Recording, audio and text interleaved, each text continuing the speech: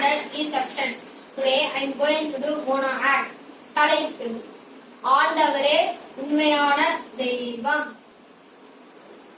ஓ, அந்த கோவில் அழகாக இருக்கிறதாக. அழகான ராணிக்காக அழகான கோவில். இந்த புதும் கோவிலை என்னோட இஸ்ரவேலில் ஏற்றுக்கொள்ளும். நான் மட்டுமே பாகாலில் வழிபட வேண்டுமா?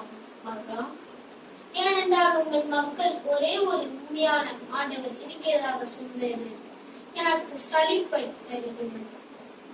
உன்னுடைய கடவுள் பாகால் இஸ்ரேல் முழுதும் வழிபடப்படுகிறார். ஆகாப் ராஜா இஸ்ரவேல் ராஜாவிடம் எப்படி பேச யாருக்கு தைரியம் உண்டு? எலியா கர்த்தரின் தீர்க்கதரிசி, நீ கர்த்தரின் பார்வைக்கு பொல்லாப்பனை செய்தாய். நீ பாகாலுக்காக கோயில்களில் பலிபீடங்கள் கட்டினாய். தேவனாகிய கர்த்தருக்கு கோபம் உண்டாக்கும்படி அதிகமாக செய்தாய். அனைத்து ராஜாக்களை பார்த்தியும் அதிகமாக செய்தாய். நான் ஜீவனாகிய கர்த்தரின் தாசன். என் வாக்கின்படி அல்ல, அவருடைய ஜீவனுள்ள வார்த்தையால் சொல்கிறேன். இவ்வருஷங்களில் மழை பெய்யாது இருக்கும், தரையின் மீது பனியும் பெய்யாது. மழைக்கும் பனிக்கும் உன் கடவுள் எனக்கு தேவையில்லை.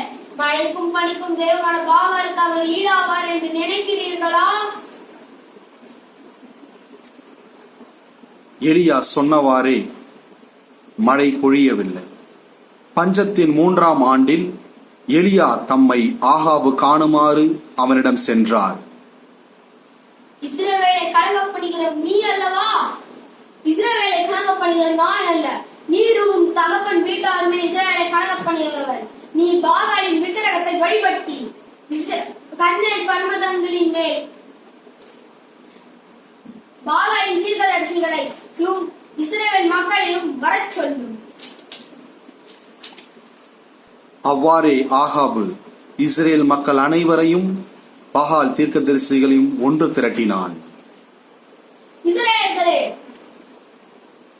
கடவுளின் ஆண்டவரின் தீர்க்கதரிசியில் ஒரே ஒருத்தர் நான் மட்டும்தான் மிஞ்சி இருக்கேன். ஆனால் பாகாலின் பொய் தீர்க்கதரிசிகளோ 450 பேர்.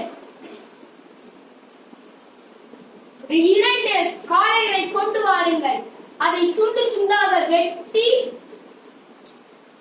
அதை பலிபீடத்தின் மேல் வையுங்கள். ஆனால் நெருப்பு வைக்கலாகாது. உங்கள் தெய்வத்தின் பெயரை சொல்லி அழையுங்கள். நானோ ஜீவனுள்ள தெய்வனாகிய ஆண்டவரை பெயரை சொல்லி துதிப்பேன்.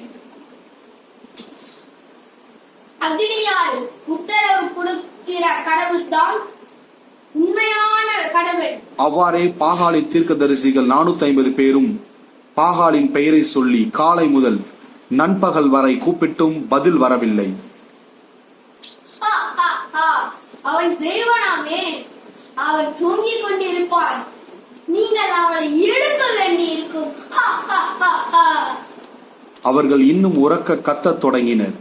தங்கள் வழக்கப்படி வாளினாலும் வேலினாலும் ரத்தம் கொட்டும் வரை தங்களையே கீறி கிழித்து எந்த பதிலும் வரவில்லை. மாலை நேரமும் ஆயிற்று.